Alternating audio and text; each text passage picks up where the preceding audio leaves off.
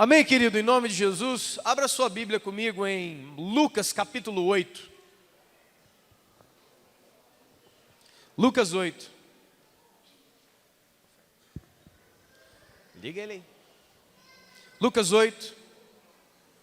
Evangelho de Lucas capítulo 8.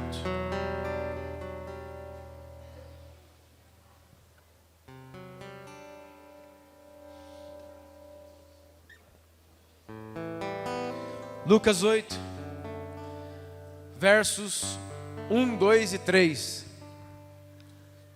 Lucas 8, versos 1, 2 e 3. Amém? Aconteceu que Jesus andava de cidade em cidade, de aldeia em aldeia, pregando e anunciando o evangelho do reino de Deus. E os seus 12 discípulos iam com ele. Também algumas mulheres que tinham sido curadas de espíritos malignos e de enfermidades também o seguiam. Maria, chamada Madalena, era uma delas, da qual Jesus expulsara 7 demônios. E Joana, mulher de Cusa, procurador de Herodes, também Susana e muitas outras, as quais lhes prestavam assistência com os seus bens.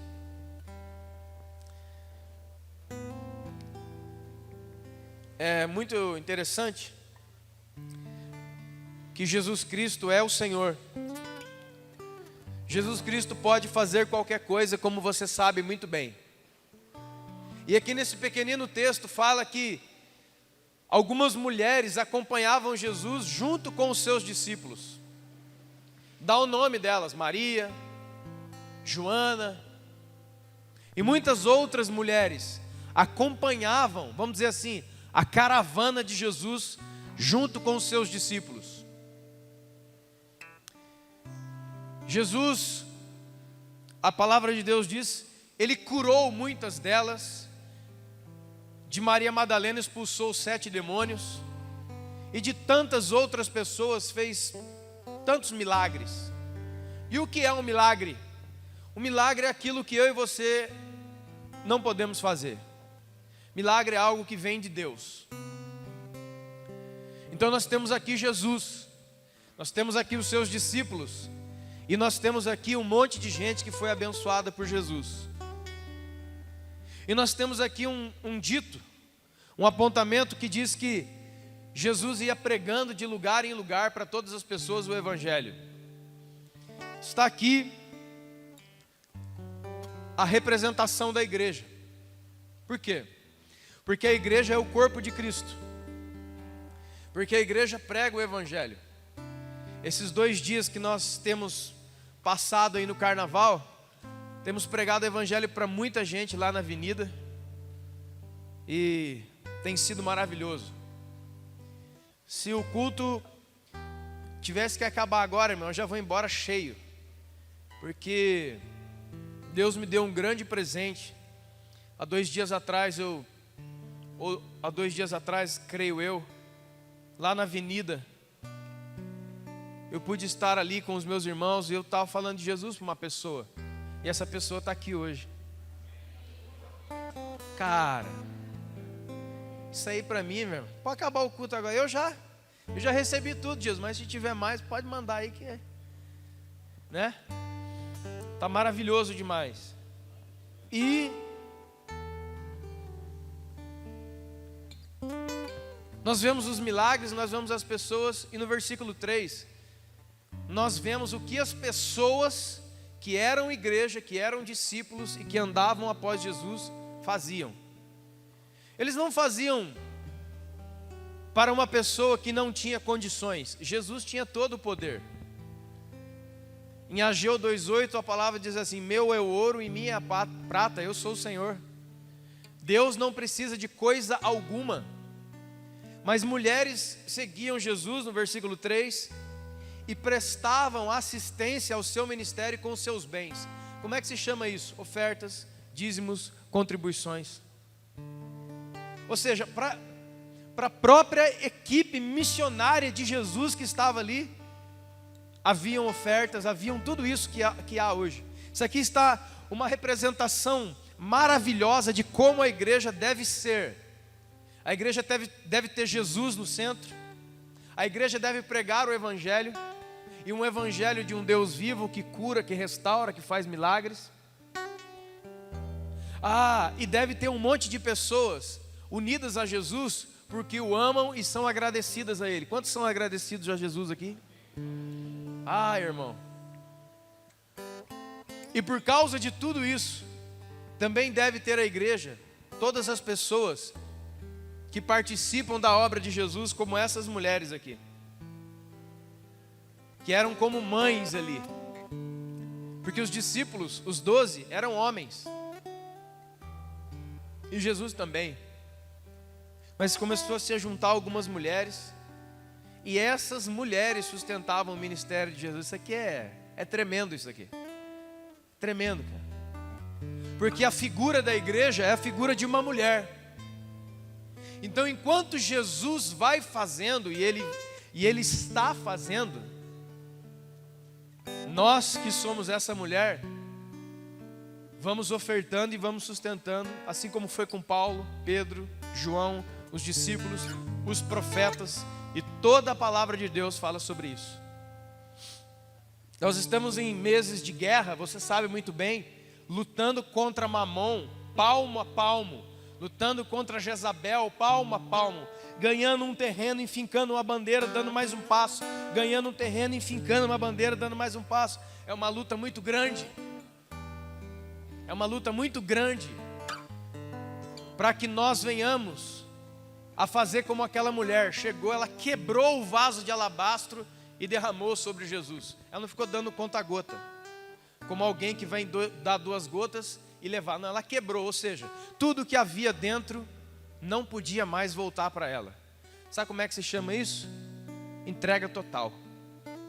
Que as suas ofertas, que as nossas contribuições para aquilo que Deus está fazendo, que é a igreja, sejam ricas e generosas. Feche os seus olhos por um instante. Senhor, em nome de Jesus, nós queremos declarar a nossa dependência total do Senhor, o nosso agradecimento, a nossa companhia.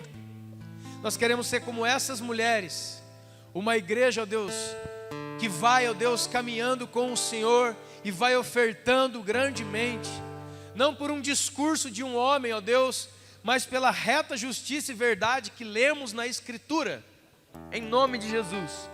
Que o nosso coração se abra para contribuir, que os nossos vasos cheios de perfume riquíssimo, Senhor, se quebrem hoje e possamos ungir o corpo de Jesus, que é a igreja, com aquilo que nós temos de mais precioso nessa noite, nossas orações, nossa adoração e as nossas ofertas, em nome de Jesus. Sai do seu lugar, querido, sai do seu lugar. Você pode sair e trazer as suas ofertas ao Senhor, em nome de Jesus. Com graça, meu Deus, eu cantarei com grande, meu Deus, e todos hão de ver. Com grande, meu Deus, sobre todo nome é o teu, Senhor.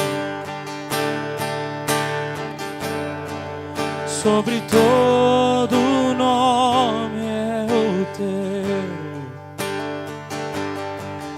Tu és digno do louvor. Eu cantarei com grande é meu Deus. Louva Ele com palmas, em nome de Jesus.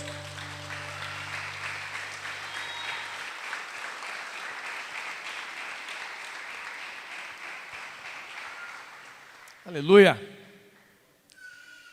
Amém?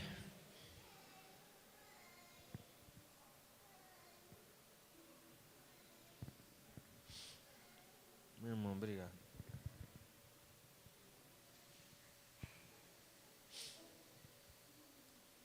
Eu vou ler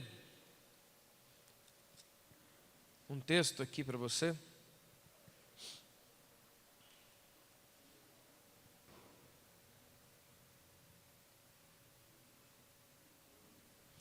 De João capítulo 4, versos 23 e 24. João capítulo 4, versos 23 e 24. Creio eu, uma das passagens mais conhecidas.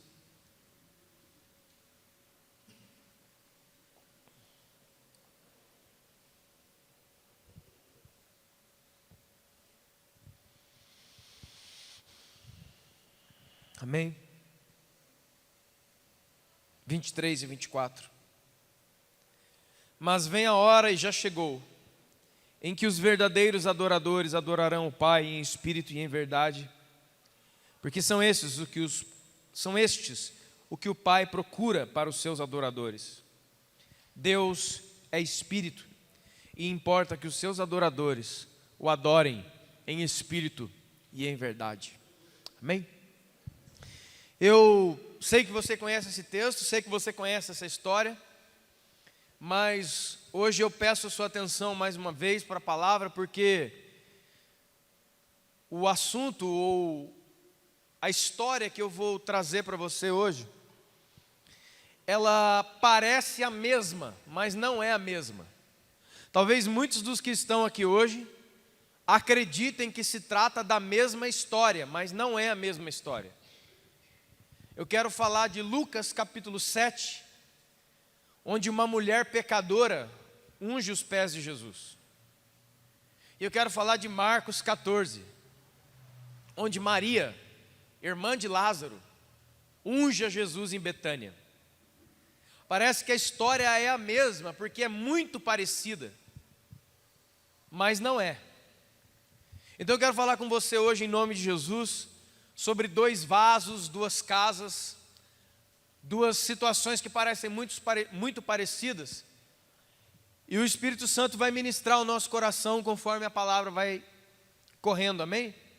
Abra sua Bíblia em nome de Jesus, em Lucas 7.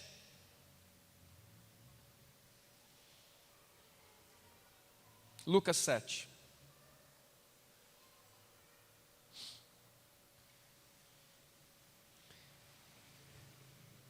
Nós vamos hoje passear pelos 4 evangelhos, porque a história da mulher pecadora que ungiu Jesus só se encontra em Mateus capítulo 7, em Lucas capítulo 7. Mas Maria, irmã de Lázaro de Betânia, é Mateus 26, é João 12 e é Marcos 14.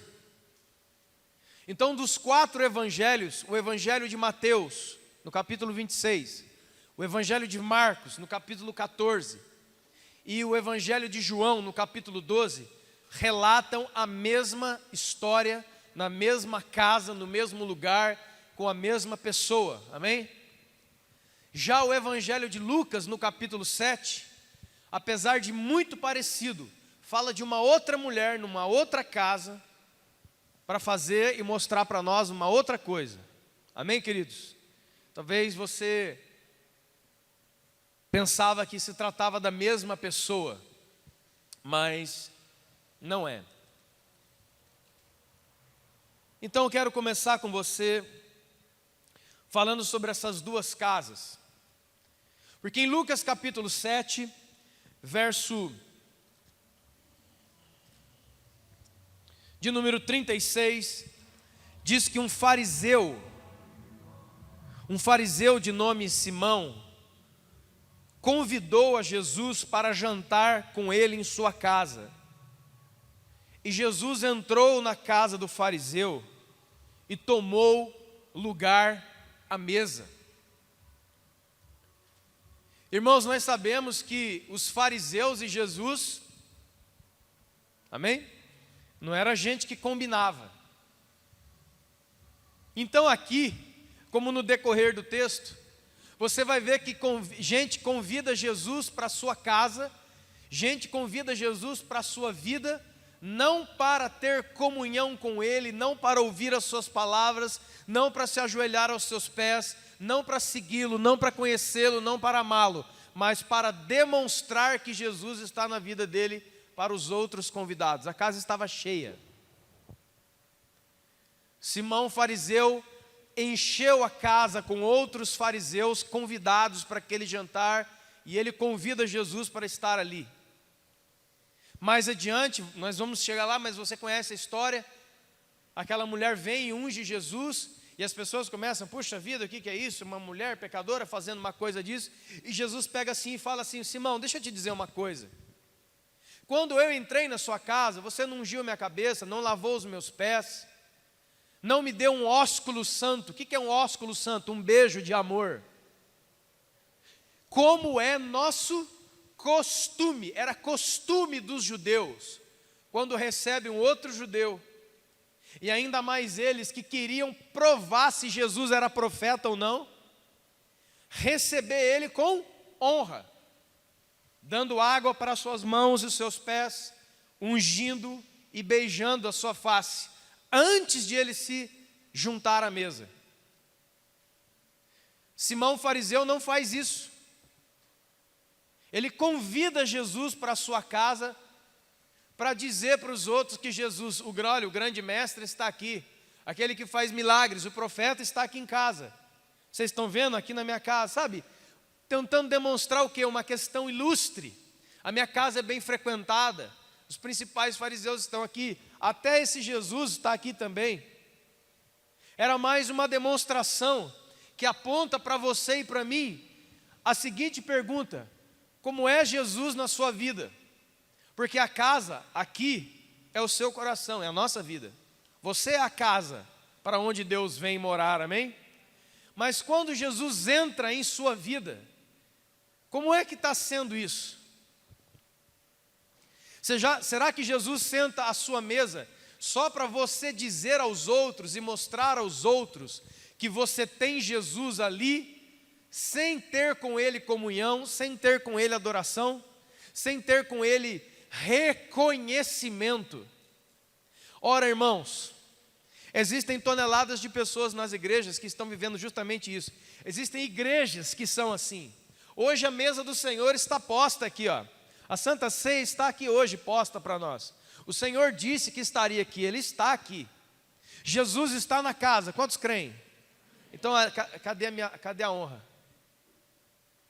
Se Jesus realmente, você cristão, você crê na palavra de Deus, se você crê, não é no que eu estou dizendo, que alguém disse, porque eu não vim para cá para fazer com que você creia em mim, mas eu vim para cá para pregar a palavra de Deus, para que você creia na palavra de Deus e no Deus da palavra, amém, irmãos?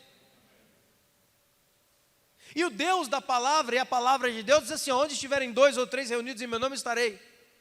Eis que estarei convosco até o fim dos tempos. Então realmente Jesus está aqui, em espírito. E não somente a pessoa de Jesus, mas a pessoa santíssima do Espírito Santo. Aonde? Dentro de cada tabernáculo aqui, ó. Dentro de cada um de nós que somos cristãos, lavados e remidos pelo sangue do Cordeiro, nascidos de novo da água do Espírito, o Espírito do Senhor habita, está. Quantos creem? E aqui ele também diz, em 1 Coríntios capítulo 3, ele diz, o apóstolo Paulo diz assim: acaso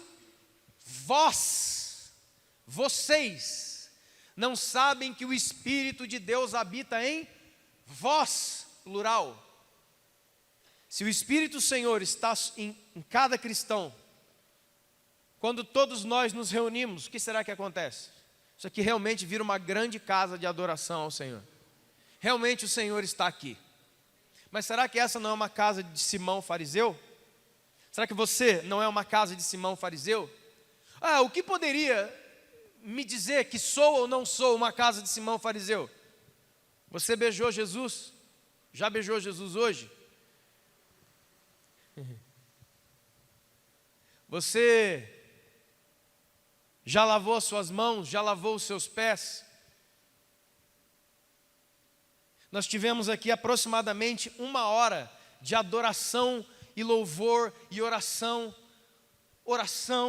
canções, porque a palavra de Deus diz assim: ao Senhor lhe cabe bem a canção de adoração. Nessa 1 hora que nós estivemos aqui, com Jesus em nosso meio, com o Espírito Santo em nós, o que foi que você derramou e como foi que você o recebeu?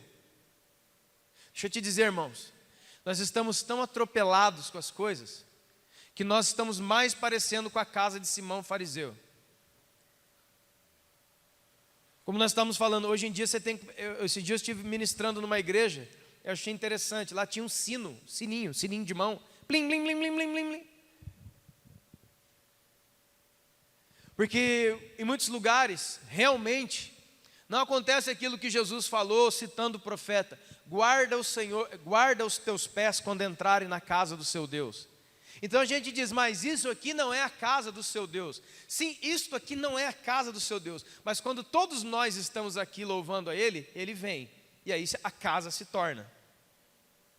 A presença dEle está. Então, em todo esse tempo que nós tivemos, como foi o nosso trato? A gente ficou olhando o ventilador, fazendo qualquer outra coisa, ou você realmente creu, realmente soube e realmente levou em consideração que tem um rei aqui dentro? Está vendo, irmãos, que nós sabemos todos os versículos, mas nós não conseguimos transportar as coisas que nós temos na cabeça para o nosso coração. Deixa eu te dizer algo em nome de Jesus que revoluciona a vida de qualquer pessoa. Quando você transformar conhecimento em sentimentos, você deu um grande passo. Sabe por quê, irmão? Porque culto é dar. Culto é se derramar. Culto é adorar. Culto é louvar. E por que nós fazemos isso? Porque nós amamos. Quando Paulo fala de culto racional, não é um culto matematicamente traçado na sua mente humana, não.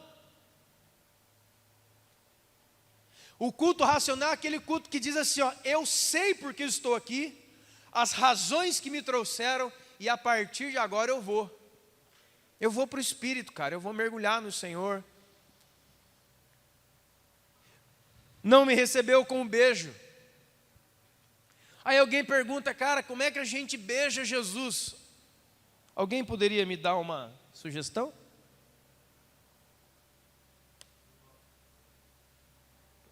Quê? Como é que a gente beija Jesus no culto?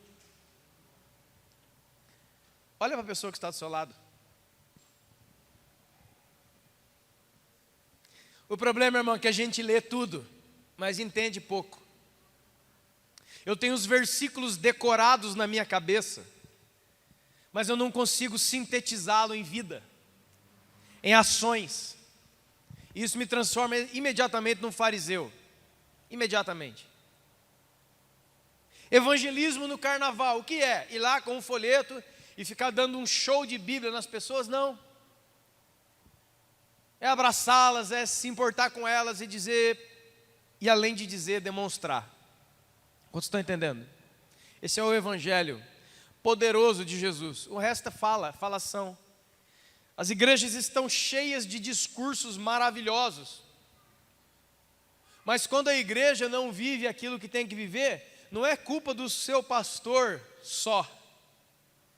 É culpa de todo aquele que, entendendo, não faz.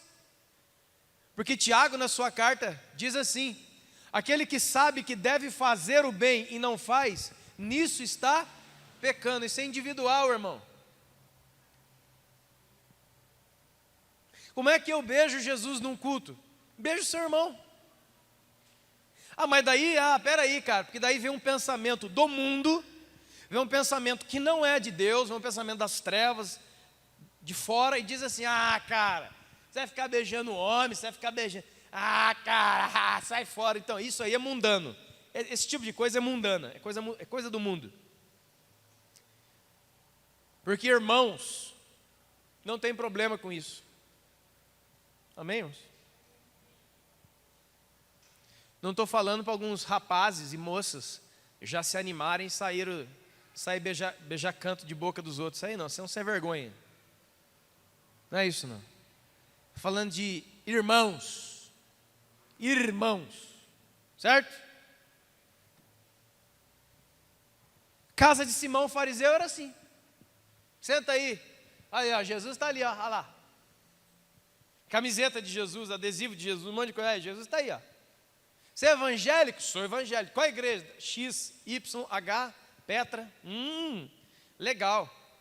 Eu não consigo sintetizar em sentimentos e ações aquilo que eu sei. E isso é pecado. Nós vivemos combatendo os pecados sociais, né? E não continuamos a combater os que ainda moram em nós e já fazem parte como se fossem amigos. Ninguém fala mais essas coisas. Deixa isso aí. Agora a outra casa é um pouco mais interessante, João capítulo 12.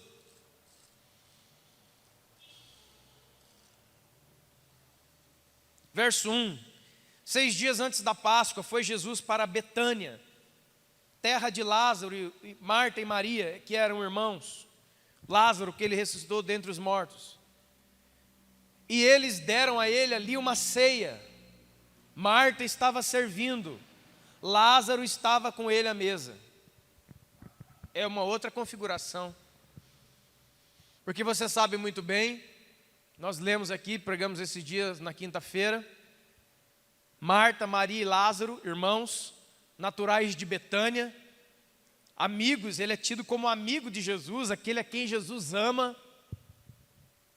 E ele está nessa casa, existe uma ceia preparada para ele. Estão entendendo, irmãos? Não é assim, está tendo uma festa lá, vai lá, não. Nós vamos preparar algo para ti, Senhor. Marta, na sua ocupação, Lázaro com ele à mesa. Isso aqui é totalmente diferente, fala de comunhão. Fala que tinha pessoas realmente conversando com Jesus, com ele à mesa, somente para o judeu, fala de íntima comunhão, fala de relacionamento. Então nós começamos a diferença das duas casas. E quando nós vemos, por exemplo, a ceia posta, isso aqui é uma mesa do quê? Isso aqui é uma mesa de relacionamento. Porque eu creio no meu coração que toda vez que essa mesa está posta, Jesus está sentado em volta dela em algum lugar. E Ele está convidando você, ó. Ele convida. Tem uma música muito antiga, que eu me converti, tinha essa música. Chama Vem cear, o mestre chama. Mesmo hoje tu te pode saciar. É o mestre que chama. A ceia é do Senhor, ela é posta pelo Senhor, ela é oferecida pelo Senhor. Então, tem duas casas bem diferentes, tem duas pessoas, tem dois tipos de vida aqui bem diferentes retratados. Pessoas que têm Jesus como parte da sua vida e pessoas que têm Jesus como a sua vida. Entendeu, irmãos? Pessoas que têm Jesus como um participante da sua vida e pessoas que podem dizer como o apóstolo Paulo, já não sou eu quem vivo, Cristo vive em mim. Jesus é a minha vida. Quantos estão entendendo isso, amém?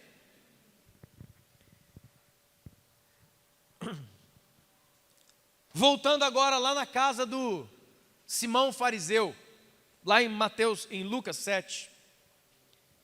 Vem uma pecadora, uma mulher pecadora. Geralmente, quando a palavra de Deus diz no Novo Testamento, usa essa palavra pecadora, geralmente estava se referindo a prostitutas. Geralmente. Enfim, não sabemos aqui qual era o seu pecado, mas ela é tratada na Escritura como a mulher pecadora. E uma mulher pecadora não pode entrar na casa de um fariseu. Inclusive, uma mulher pecadora jamais seria convidada para a casa de um fariseu, só para a mesa de Jesus. Está entendendo, irmão?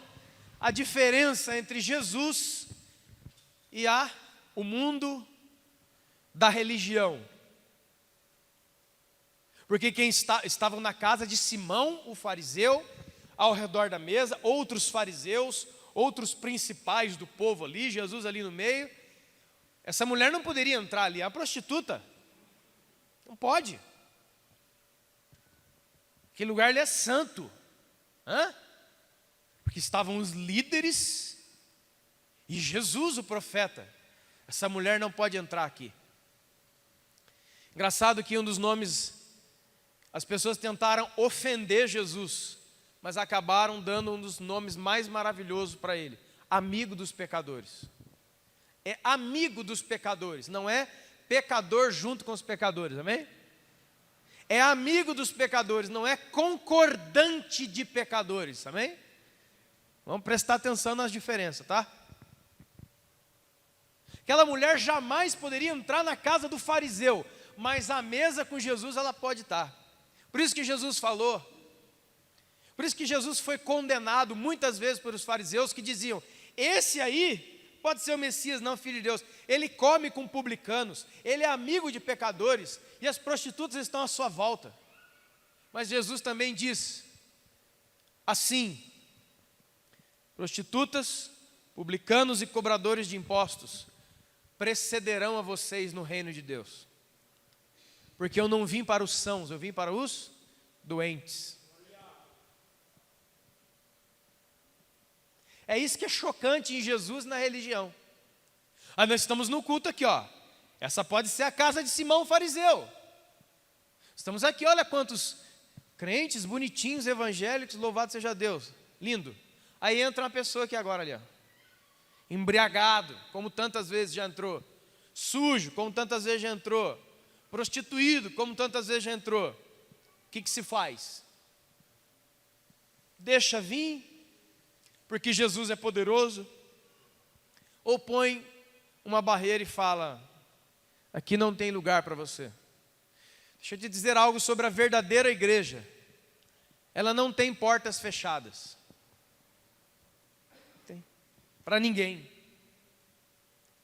Porque quando Jesus fala sobre a porta estreita, ele já está falando de pessoas que já o conheceram e foram transformadas por ele, e porque o conheceram e foram transformadas, tem que mudar de vida e atitude e adequar com aquela porta que é estreita.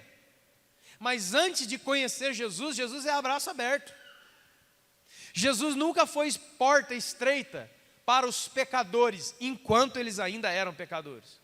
Mas depois de o conhecerem, depois de conhecer a sua graça, o seu amor, ele poderia dizer: a quem muito for dado, muito será cobrado.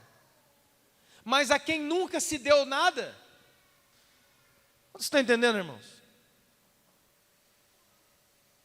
E ela entrou. Ela entrou ali meio pelos vãos, porque ela tinha um alvo: Jesus. Isso mostra uma coisa, irmão, poderosa para todos nós. Você quer Jesus? Se você quer ir a níveis além, e existe muito mais além do que cultos de domingo à noite, eu posso te dizer. Eu quero dizer, Jesus não é culto de domingo à noite, Jesus não é culto de quinta, Jesus não é ter carteirinha de qualquer denominação, Jesus é uma pessoa, Jesus é um alguém, Jesus fala, Jesus toca, Jesus cura, Jesus muda, porque Ele é uma pessoa. Ele não é um conceito, Ele não é um estudo, Ele é um alguém. Se você quer realmente conhecer Jesus, tocar Jesus, você vai ter que aprender uma coisa: a se expor. Ela era uma prostituta, uma pecadora, talvez uma prostituta, não podia entrar naquela casa, não podia estar ali, mas ela foi. Sabe por quê? Porque ela sabia quem ela estava indo encontrar. Ela tinha um presente para dar para Jesus, e nada a podia impedir. Isso aqui é tremendo, irmãos. Quem tem algo para dar a Jesus, que seja um toque nas suas roupas, sai da sua doença, amém? A mulher com fluxo de sangue, 12 anos, um bagaço de mulher, um estrupício, um trapo de gente, doente, fedida, não podia sair. Segundo a tradição dos judeus da casa, por causa do ciclo menstrual, a mulher considerada imunda, 12 anos dentro de casa. Ela soube que Jesus estava na cidade. Irmã, ela foi tropeçando pelo caminho. As pessoas com certeza achincalharam ela. Irmão, ela foi. Chegou lá foi uma benção. Não. A Bíblia diz que multidões, plural, comprimiam Jesus. Como é que uma mulher fraca, debilitada, arrebentada, que não podia sair na rua, consegue atravessar uma multidão para chegar lá no meio e tocar num homem? Só tem um jeito, irmão, pelo chão. Ela foi engatinhando pelo vão das pernas dos outros, com certeza, tomou 1000 pisões, com certeza. E no último fôlego da sua força, não conseguindo, vendo que não ia dar, ela se lança e passa a ponta dos dedos na mão de Jesus. E o impossível acontece, porque multidão de gente tocava Jesus, mas ninguém tocou como aquela mulher tocou. Sabe por quê? Porque ela saiu da casa dela querendo ter um encontro. Você saiu da sua casa hoje para quê? Para me ver? Oi. Quer dizer então que você vai gastar a sua vida toda assim? Sai da sua casa domingo para me ver. Então tudo bem. Oi. Legal? Já viu? E agora? E agora? A vida com Deus é isso. Vamos ver quem vai tocar domingo. Já viu? Legal? E agora? Aquela mulher fez Jesus parar, porque ela saiu, a Bíblia diz claramente, e ela soube que Jesus estava lá. Quando ela soube, ela falou, eu vou encontrá-lo. Quando você sabe quem você vem buscar numa reunião, não importa quantos tenham ou quantos não tenham na reunião. Você não vem por causa dos seus vizinhos. Nós não devemos, irmãos, desanimar por igrejas cheias de pessoas ou poucas pessoas. Porque eu não vim atrás de vocês. Eu amo vocês como irmãos, mas eu sei quem eu vim aqui hoje fazer. Eu sei quem eu venho encontrar. Amém? Ela também, você acha que ela se expôs assim? Ela podia apanhar, ela podia ser expulsa, podia acontecer um monte de coisa. Não, ela foi, cara. Ela atravessou no meio da sala do cara.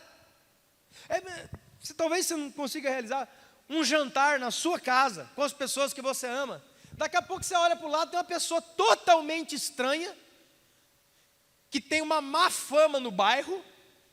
Sabe aquela treta lá do seu bairro? Não, pensa naquela treta lá do bairro seu que você mora. Você está numa janta com seus melhores amigos, preparou uma janta para o Cris, olha. Cris. Daqui a pouco nós estamos ali comendo alguma coisinha, daqui a pouco abre a porta, a pessoa mais 13 do seu bairro vem assim, ó, na sua direção. Irmã, chama a polícia, pega essa louca, pega esse doido, veio roubar, veio alguma coisa. A hora que ela chegou, irmão, ela foi direto no alvo. Qual era o alvo? Os pés de Jesus. Qual é o seu alvo essa noite? Você veio aqui,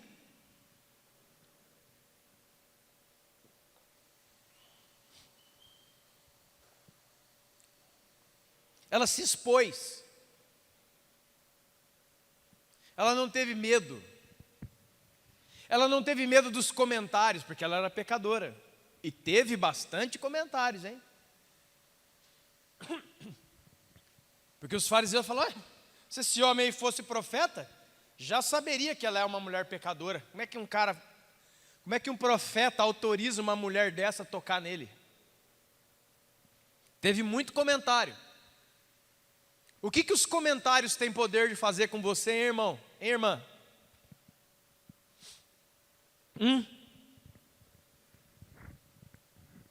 Nós vivemos uma geração tão fraca, que qualquer comentário tira você, tira o seu sono, tira a sua paz, tira tudo de você. Esse dia eu andei, um tempo aí atrás, umas 2 semanas, eu andei entristecido por causa de alguns acontecimentos. Que acontecimentos eram? Comentários de irmãos ao meu respeito, a respeito da igreja. Aí, né, irmão, escute isto em nome de Jesus. Escute isso. Então você fica triste, né? Você fica... O que aconteceu, Cristo? Eu estou meio, cara... A gente faz tantas coisas para Jesus, né? Aí os irmãos... Tá vendo, né, Jesus? Olha. Esse aí é o homem. Agora o homem, quando vai falar com o filho do homem, olha o que acontece. Era eu, semana passada. Aí fui falar com Jesus, né, irmão? Irmão. Irmão, falar com o Espírito Santo é preju, hein? Preju entre aspas, né? É a glória. É preju por quê? Porque a gente não espera. A gente espera Deus sempre do nosso lado, sim ou não, irmão? Jesus é um Deus que vai passar do meu lado contra todos vocês vão ver só. Aí fui lá falar, Jesus, quero abrir o meu coração a ti, lá. Aí Jesus só aqui, ó. Só esperando, né? A hora. Aí eu falei, Senhor, quero abrir meu coração, Pai. Ô Pai. Irmão, deixa eu dizer, antes de dizer o que eu tenho que dizer, deixa eu dizer uma outra coisa que eu tenho que dizer. Não tente impressionar a Deus com as suas orações. Isso é tolice. Sabe? Aquela respirada, né? Aquela... Meu Deus e meu Pai. Sou eu que fala, Senhor. Eu, ó. Lá o líder daquela igreja. Sou eu que estou falando, hein, Pai? Olha. Jesus, fala. Aí fui falar com Jesus que eu estava triste. Por causa de comentários dos irmãos a respeito de mim, a respeito da igreja. Comentários injustos ou não. Deus falou, vai ler a Bíblia, rapaz. Aí eu abri, comecei a ler o apóstolo Paulo aqui, ó. Não me dá ser julgado nem por um de vós, nem por nenhum tribunal humano, nem a mim mesmo. O Senhor é que me julga. Ponto. Essa foi a primeira. Está batendo aqui ainda, a ponta vai chegar. Aí depois que eu falei a minha ladainha de tristezas, Jesus me ajude. Olha o que o Espírito do Senhor ministrou no meu coração. E o que eu vou falar aqui vai ministrar o seu, que está desse jeito aí, Zé Manteiga. Quando eu acabei de falar, o Espírito Santo disse assim para mim, para com isso.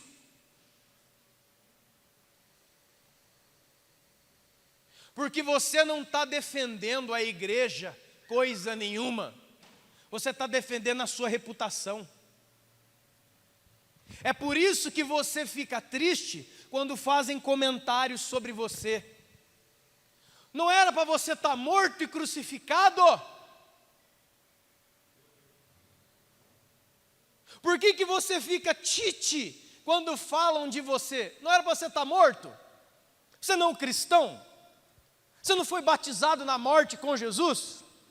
Você não nasci de novo? O velho eu, as velhas coisas, né? Já passaram, aquela coisa que eu não gosto de falar. Você não está defendendo a igreja, porque a igreja não precisa de defesa. A defesa da igreja sou eu. Edificarei a minha igreja, e as portas do inferno não prevalecerão contra ela. Há 2000 anos, os piores poderes das trevas e do homem vêm contra a igreja, e a igreja só cresce. A igreja é indestrutível, porque ela é o corpo de Jesus. Ah, vai acabar aqui não, mas isso aqui não é a igreja é onde tiver 2 ou 3 reunidos, pronto. A igreja é indestrutível. Jesus falou, você não está defendendo a igreja nada, você está defendendo a sua reputação, porque quando falam e comentam de você, e você fica triste, você está dizendo que a sua imagem, ou a imagem que você deseja de você mesmo, é mais valiosa do que a minha palavra. Eu disse que você é meu filho, eu disse que eu julgo você, e eu disse que eu levo você. Irmão, eu levantei, parei de orar. Curei na hora eu fiquei curado. Acabou. E nunca mais ficarei doente de novo desse negócio de ficar tite. Você entendeu? Porque eu tenho falado aqui, a grande maioria de nós não tem vivido por fé. O que é fé? Eu conheço a Deus pela palavra do Senhor, a sua pessoa, o seu caráter, a sua obra e o que Ele fez por mim na cruz. Isso aqui é fé. Muitas pessoas não têm vivido fé, têm vivido expectativa humana. Sou eu que crio as expectativas. Quem vive de expectativa vai viver decepcionado. Porque em nenhum texto da Bíblia você é chamado a criar expectativas, nem a respeito de Deus. Você é chamado para ter fé, para crer através do que Deus disse na sua palavra. É para isso que nós somos chamados. E não para ficar criando um Jesus, criando uma pessoa, criando uma igreja. Mas Deus me disse isso: rapaz, levanta e para com essa frescura. Porque você não está defendendo a igreja nada, essa coisa nada. Você está dodóizinho porque alguém atingiu a sua reputação. Pega essa reputação, joga no lixo, porque cristão verdadeiro não guarda a sua reputação, ele guarda a sua santidade. Santidade é o que o Espírito Santo opera em você. Reputação é o que dizem de você. Joga no lixo essa porcaria. Para de se importar que eu sou querido, que eu não sou querido. Joga isso no lixo. Olha a pessoa do seu lado e fala assim: ó, Jesus te ama. Essa é a frase mais poderosa que existe. Foi a frase que salvou a minha vida. Mas você vê como é que Deus bate forte, né, irmão? Eu fui lá pedir: pai, dá colo. Já empurrou do berço. Vai andar, rapaz, vira homem. Ô pai, obrigado. Essa mulher se expôs. Estou nem aí com os fariseus, não. Estou nem aí se apanhar, não, se for expulso. Eu quero é Jesus, cara. É você num culto desse. Jesus, o Espírito Santo mexendo em você. Você assim, ó, isso aqui não é quartel não, filho. Pode sair da posição de sentido. Pode dar pulo de alegria, pode bater palma, pode chorar, pode gritar, pode dançar aqui na frente. Pode ir aí, irmão. Só não arranca a roupa, porque senão nós vamos expulsar o demônio de você. Mas o resto de adoração de verdade. Eu me lembro uma irmã lá na igreja do Araretama, a hora que ela começava a ficar muito cheia do poder de Deus, assim, ela começava a bater palma. Era muito engraçado. E é engraçado. As coisas podem ser engraçadas sem que você esteja zombando dela. Ela achava bonito aquilo, ela achava legal demais. E era uma mulher de Deus, ela é uma mulher de Deus como poucas que eu conheci na minha vida. Essa é a casa do Simão. Essa mulher não teve nem aí não, cara. Ela chegou lá e foi até Jesus. Ela atravessou, ela se expôs. Olha onde cadê o Vandão? Teve uma experiência lá que encontrou lá com, vamos dizer assim, uma pessoa que crê em outros deuses, demônios. Foi falar: aqui não é lugar de igreja, aqui não. Aqui na Avenida do Samba, não, aqui na casa de igreja, onde já se viu? O Vandão, graças a Deus, deu a resposta certa. Não, aqui que é o lugar. Porque é aqui que os pecadores estão. Porque se Jesus estivesse aqui, ele ia lá, eu tenho certeza.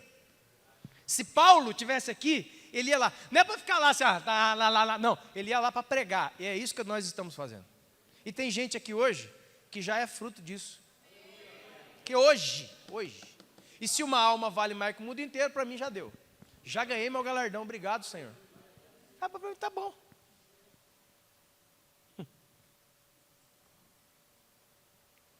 Aí o que acontece, né, irmão? Ela pega e tira um vaso de alabastro, mais ou menos desse tamanho, como uma porcelana de gesso fina, esse é o alabastro. Ela pega e derrama em Jesus, cara. No meio da sala, diante de muitos comentários. Ela vai: não está nem aí, meu alvo é Jesus. Derrama, começa a ungir Jesus, passar nos seus pés, ungir a sua cabeça. Irmão, você quer deixar os fariseus injuriados? É alguém que está chegando perto de Jesus. Já viu aquele irmão na igreja? Nossa, para que chorar? Não sei para que isso. Nossa, aquele irmão parece o Jeremias, você viu? Chorão. Olha, irmão, queria eu derramar lágrimas todas as vezes. Todas. Aí você vê aquele cara, na hora do culto, ele quer ficar fazendo assim. Para que isso? Você viu aquelas pessoas que se incomodam quando Jesus toca a outra? Deixa eu dizer uma coisa. A igreja está sob a multiforme graça. Sabe o que é isso? Nós não devemos fazer julgamentos para aquelas pessoas que na hora da sua adoração pulam, cantam, fazem o que quiser aí.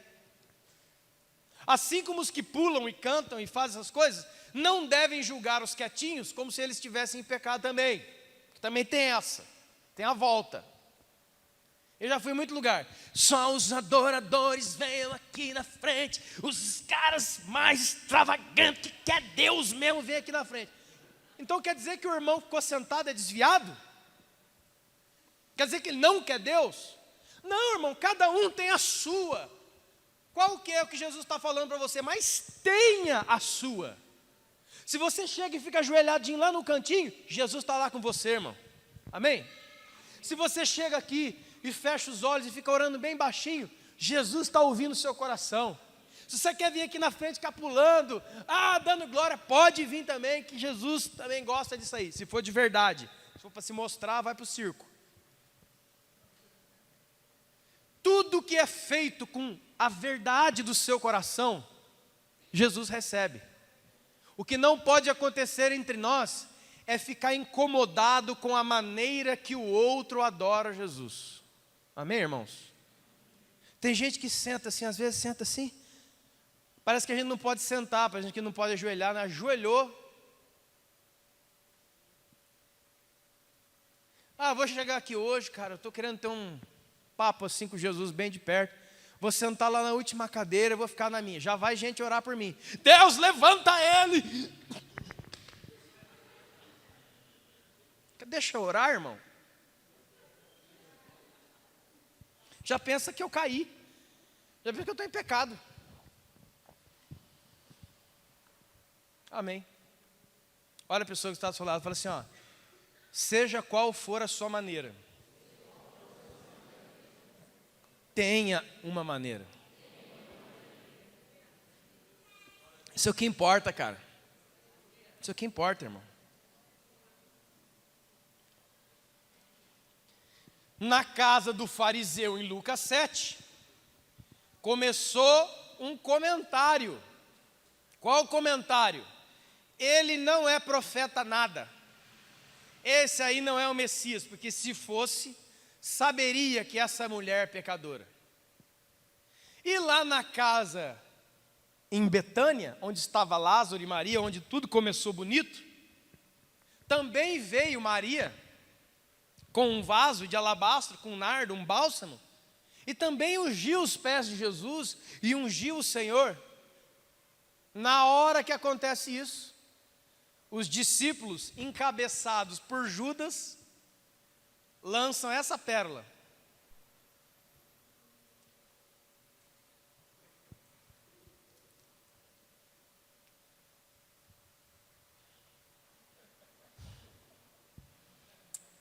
Eu não ia falar.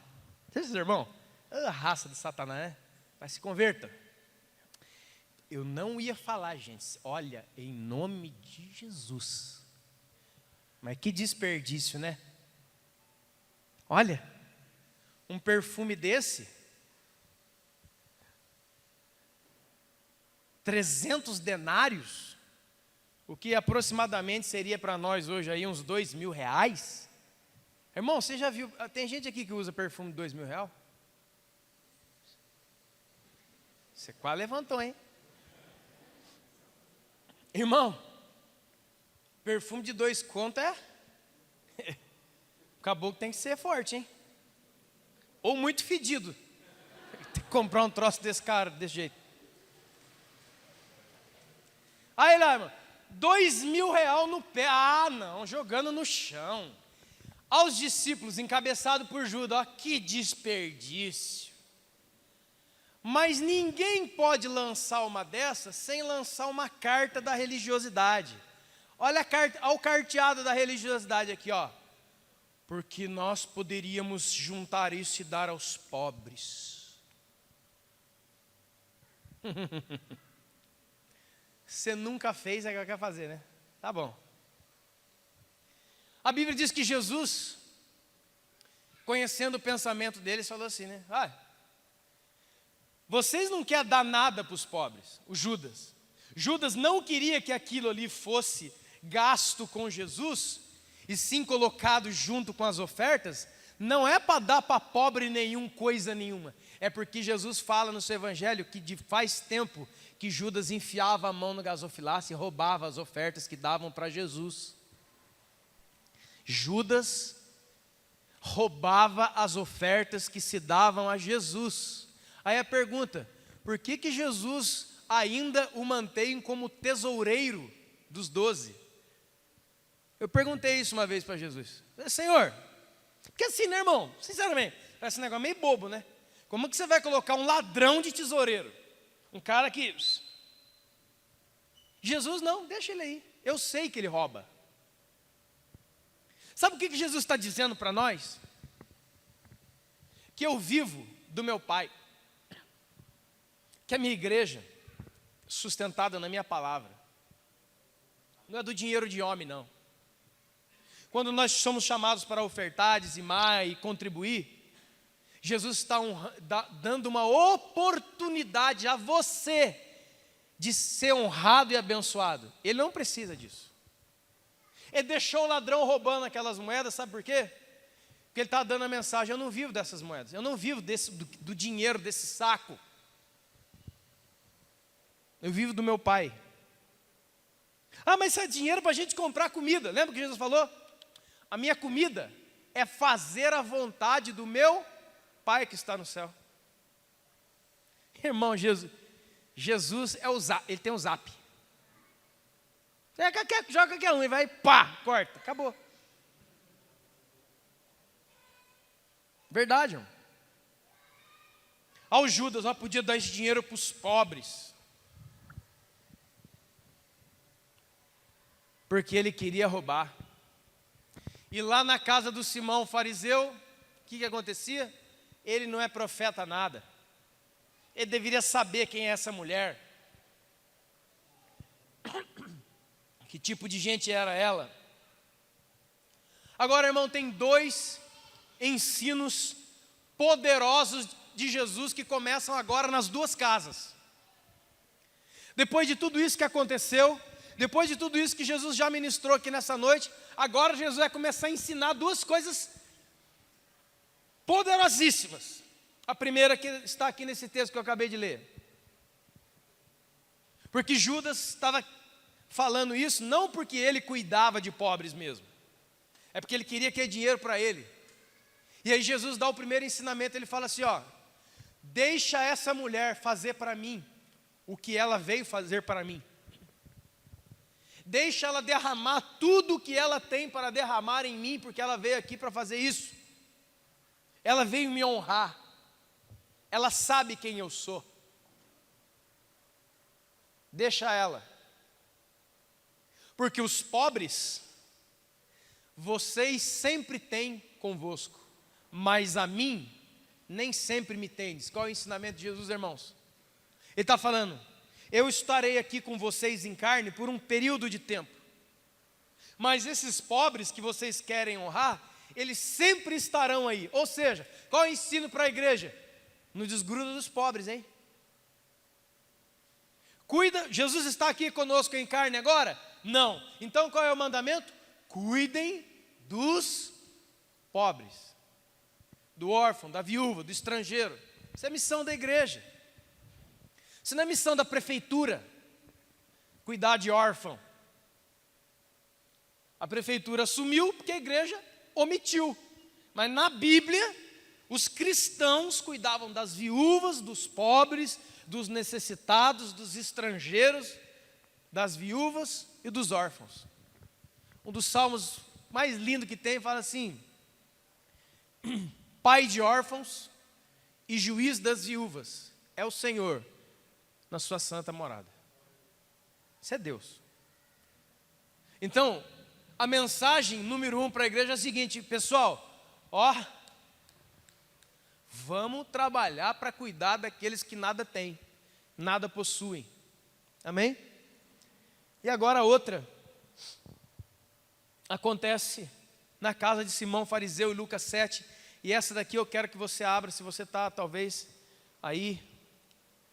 Cara, irmão, senhor, querido, tem que chamar de um monte de coisa, né? Que tem um monte de gente, você não sabe quem fala mais. Agora, irmãos, eu vou ler para você, irmão, no nome de Jesus. Olha, preste muita atenção. Eu vou ler para você, escute. Vou ler para você a síntese da tua salvação. A síntese do Evangelho. A síntese da igreja. A síntese de Jesus. Uma das passagens mais emblemáticas e mais significativas e mais poderosas e mais lindas de toda a Bíblia. É isso aqui. Porque aquela mulher pecadora entrou ali. Ela ungiu Jesus. Os fariseus se levantaram: olha, se esse homem fosse profeta, se esse homem fosse de Deus, ele saberia que ela era uma pecadora e proibiria ela de fazer isso. Agora escute. Verso 40. O Evangelho, irmão, mas é coisa mais linda. Escuta isso aqui, ó. Isso aqui foi o que salvou você. É isso aqui que a gente tem que dizer para as pessoas. Dirigiu-se Jesus ao fariseu e disse: Simão, eu tenho uma coisa para te dizer. Jesus tem uma coisa para dizer para você hoje aqui, irmão. Para você que veio aqui. E a coisa é essa. Ele faz uma parábola. Um credor tinha 2 devedores. Um devia para ele R$1 milhão. E o outro devia para ele R$10. Nenhum dos dois conseguiram pagar. Nem o que devia 10, nem o que devia 1 milhão. E sabe o que ele fez? Ele resolveu perdoar os 2. O que devia 1 milhão e o que devia 10. Aí ele pergunta para o fariseu: qual dos 2 você acha? Qual dos 2 você acha que ele perdoou mais? Ou que ele amou mais? Ou que ele mais perdoou? Replicou: suponho que é aquele a quem ele perdoou mais. Ou seja, o fariseu disse: eu acho que foi aquele que foi perdoado da dívida de 1 milhão. O perdão que ele recebeu foi muito maior. O amor que ele recebeu foi muito maior do que o que só devia R$10. Aí Jesus falou: muito bem. Simão, você está vendo essa mulher? Eu entrei na sua casa, você não me deu água para os pés. Ela, porém, regou os meus pés com as suas lágrimas e enxugou com seus cabelos. Você não me beijou a face. Entretanto, desde que entrou nessa casa, ela não cessa de beijar os meus pés. Você não ungiu a minha cabeça com óleo, mas ela, com o seu bálsamo, me ungiu os pés. Por isso te digo, perdoados são os seus muitos pecados, porque a ela muito se amou. Mas aquele a quem pouco se perdoa, pouco se ama. Talvez você não...